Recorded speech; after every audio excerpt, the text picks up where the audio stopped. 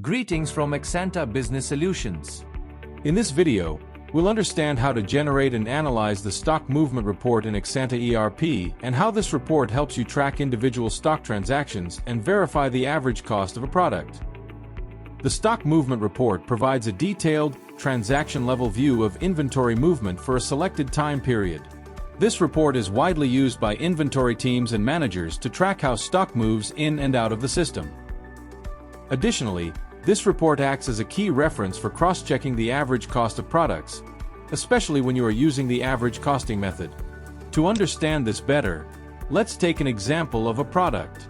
Here you can see the product details along with its average cost as shown in the product master. Now, let's see how we can verify this average cost using the stock movement report. To generate the stock movement report, go to the inventory module. Navigate to Inquiries. Click on Stock Movement.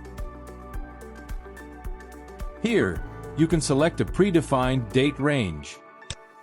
In this example, we'll select All Time, or manually choose the From Date and To Date, as per your requirement.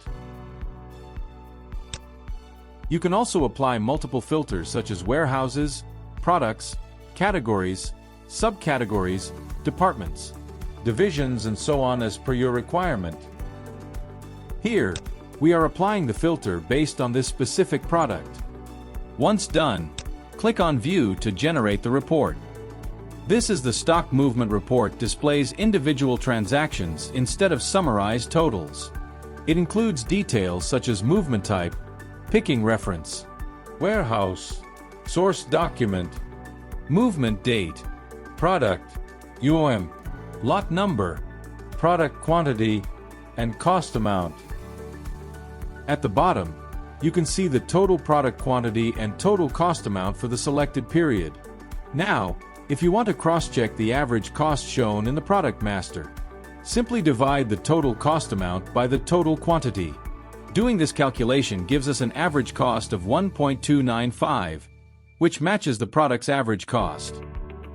Kindly note, this method is applicable only if you are using the average costing method.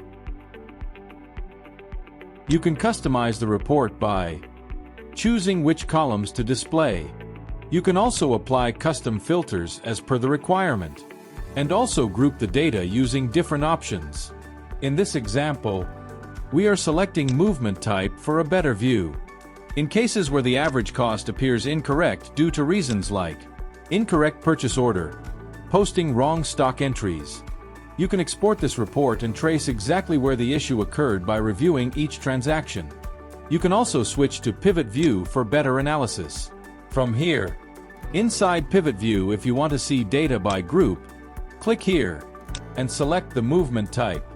You can also click here or group by warehouse to gain deeper insights into stock movement patterns. This is how you can generate, analyze, and effectively use the stock movement report in Axanta ERP to track inventory transactions and verify product average costs.